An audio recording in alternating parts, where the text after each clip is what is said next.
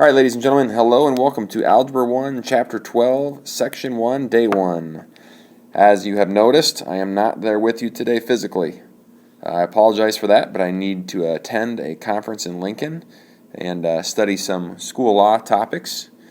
Know that I'm not there physically, but I am with you in spirit today. My body is in Lincoln, but my heart is with you guys. I wish I was there studying some math with you, but that's not going to happen. So what I've done is I've created a teaching video here, and this is going to guide you through the entire day. I'm doing this because I am a complete control freak, and I want you to get the information that you need out of the beginning here of our next unit, which is Chapter 12, Section 1. All right, we're going to jump into our Win the Day message. Our Win the Day message comes from Russell Wilson. He is the quarterback of the Seattle Seahawks. He should have handed the ball off in the Super Bowl, but instead he decided to make a pass. So his quote, though, is still effective because it's a great quote. It says, "Every day my goal is, can I be better than I was yesterday? That's my mindset. I want to be great." And that's a great message. As you can tell, the picture on the screen there tells it all. It says the only person you should try to be better than is the person you were yesterday. And that's what it's all about. It's not about where we're at compared to others. It's where we're at compared to ourselves. And if the goal is to improve daily, just make a small improvement each and every day, then over time, that will add up. And we'll see that we become the success we hope to become. Today's agenda in class is going to be a class opener. Then we're going to talk about your tests. Obviously, some need to still finish. Then we're going to go ahead and jump into the 12.1 introduction material. Then you're going to have a little bit of time for some in-class practice. And then your assignment for tonight is to watch the 12.1 Part 1 teaching video. All right, ladies and gentlemen, here is your opener. Your opener is a quick review of Chapter 9. Now, obviously, we're done with Chapter 9 in terms of instruction, and we did take the test over it. But some of you may notice from looking at your grades that you may be unhappy with those chapter test grades. You might be thinking about a retake. Or some of you may need to still finish the test. And if you still need to finish the test, this opener will be good review for you before you dive back into that material. So go ahead and pull out your opener sheets and go ahead and complete the opener by, first of all, number 1, factoring. Number 2, multiple choice, determining which polynomial is prime. Number 3, go ahead and solve that equation by factoring. And number 4, go ahead and multiply those. So we'll go ahead and give you a little bit of time to work here. We can go ahead and pause the video.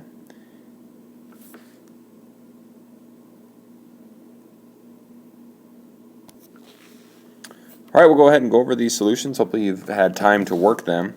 Number 1, you're going to go ahead and factor that. If you factored it correctly, if you go through your flow chart, this is the type where you need to add to the middle and multiply the end. The correct factoring here is x plus 20. And x minus 1.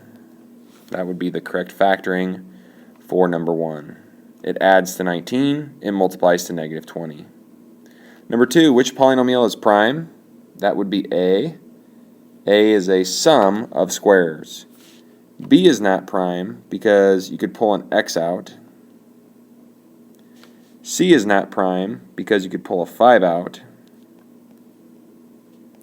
And D is not prime because it is a difference of 2 squares. So you could factor it to be x minus 2 and then x plus 2. So the correct answer to number 2 is A. Number 3, how do we solve a quadratic equation like that? Well, we solve it by factoring. So we go ahead and we factor it here.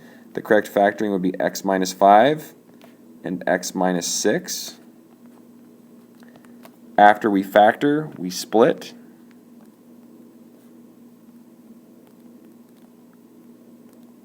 So we set each factor equal to 0, and then we solve. So my answers are 5 and 6. So remember there, you're going to set it equal to 0, factor it, split it, solve it. So 5 and 6 are the answers to number 3. Now if we jump to number 4, you're going to multiply those two. So to multiply those two, you would most likely use the box method. So you'd have x minus 5 on top. And then if you set that up correctly, you would put 3x plus 6 on the side most likely.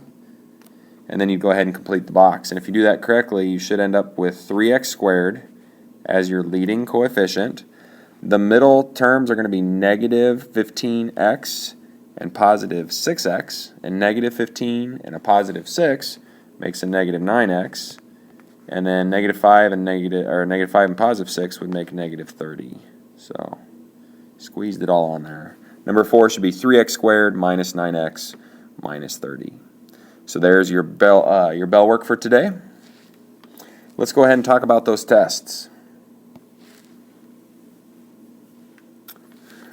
All right, ladies and gentlemen, the tests that were turned in on Thursday are graded and posted online. So if you got your test to me on Thursday, it's graded, it's posted online. Tomorrow will be the day in class where we go over the right or wrongs. So we're going to hand these back tomorrow, and then we will go over them. Feel free to check your grade online. So if you're curious as to, how'd I do, feel free to check that grade online. Retakes are going to be available starting on Wednesday. So if you're someone who is interested in retaking it after looking at your grade, know that we will begin those retakes on Wednesday. And if you're not done, or if you have not taken it yet, then you may work on it now in the back of the classroom. Just make sure we spread apart. Make sure we use our own, our own flow chart and our own factoring sheet, which are available up on the iPad cart in the corner of the room. So if you need one of those for your testing, go ahead and grab it up there. So if you are not done with your test, or if you haven't taken it yet, now is the time you can do that. Just go ahead and spread apart in the back of the classroom. We'll go ahead and pause the video here so you guys can get those materials lined up. All right, Titans, at this time we will go ahead and pass out the 12.1 worksheet. You're also going to want to have a piece of paper out because there's going to be a few important definitions we go through, which would be good to write down for Chapter 12, Section 1. So we're going to go ahead and hand out the 12.1 worksheet. You're going to complete this as we go throughout the lesson here. And it's also a good idea to have a piece of paper out so you can put some notes down for Chapter 12, Section 1. This is the first kind of introduction material. I wouldn't call this part 1 because tonight's video is part 1. This is just some of the introductory material. 12.1 could really be broken down into 3 different sections, but the book has it all in one section. So it's going to take us about 3 days to get through all of the material in Chapter 12, Section 1. And today is the first day. We're just going to cover some of that introduction material. So at this time, we'll pass out the worksheet. We can pause the video until everybody has their worksheet and the materials out they need to begin the lesson. All right, let's dive into the material here for Chapter 12, Section 1. First definition we have is a perfect square. We did talk about this in Chapter 9, but we hit on it again here in Chapter 12. A perfect square, and you may want to write this down in your notes, is a number that can be expressed as the product of 2 equal integers.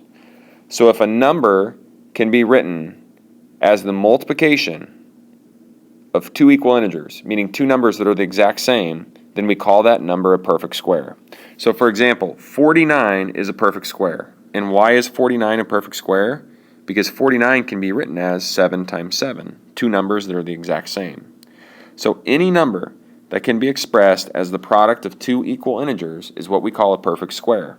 If you'll turn to your left, you'll see the perfect squares over on the side wall. We have the numbers 1, 4, 9, 16, 25. Those are all the perfect squares because all of those numbers can be expressed as the product of 2 equal integers.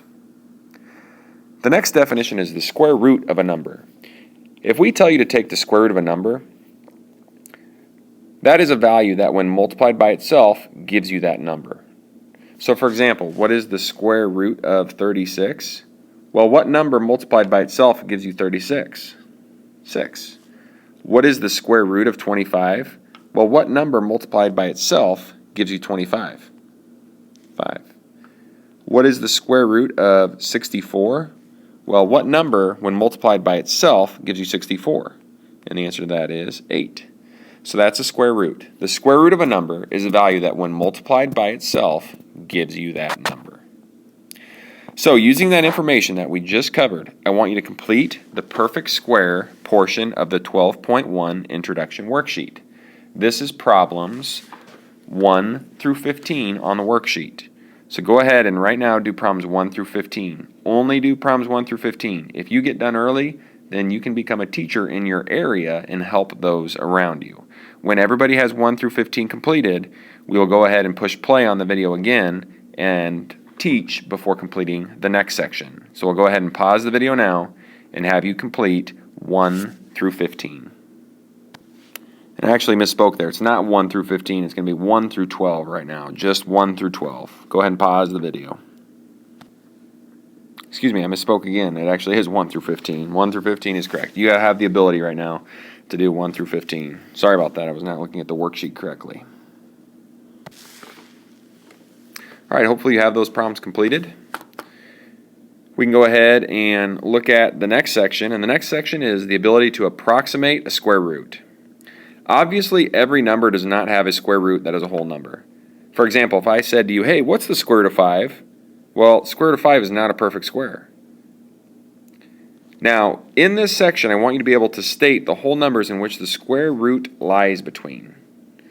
So, if I gave you the square root of 5, you would tell me that the square root of 5 is between what two numbers? Well, think about your perfect squares. 5, the number 5, would lie between which two perfect squares?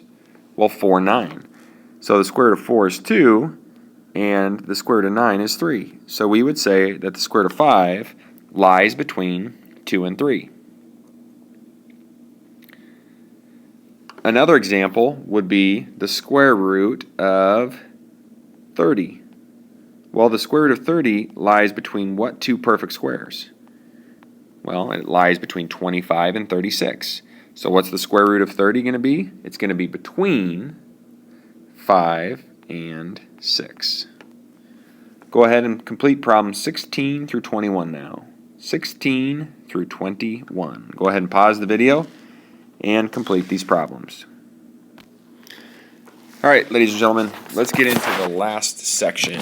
And the last section is creating a factor tree. All right, so this is the last section, and this is probably the part that's going to be the newest to you and the most important. So let's go ahead and jump into the last part here, and that is a factor tree. And you might want to add some of this to your notes.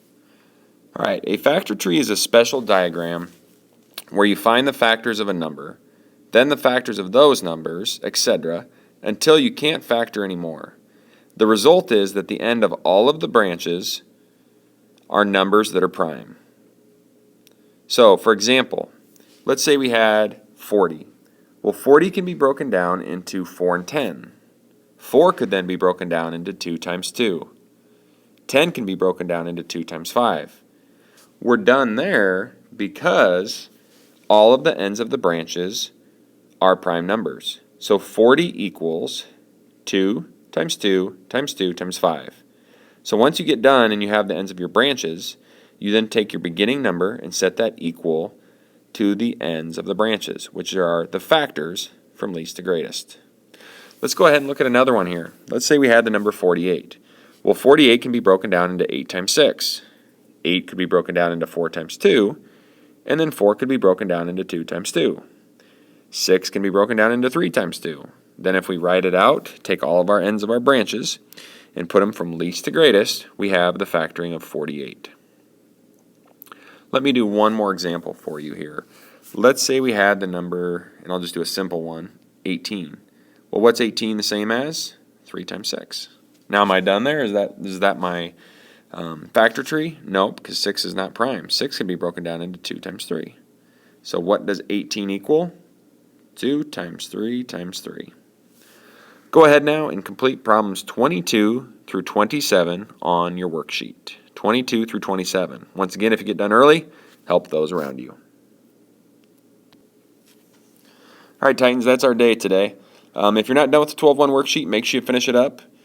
Watch the 12.1 Part 1 teaching video on TitanAlgebra.com. That's your assignment. Make sure you watch that 12.1 Part 1 teaching video.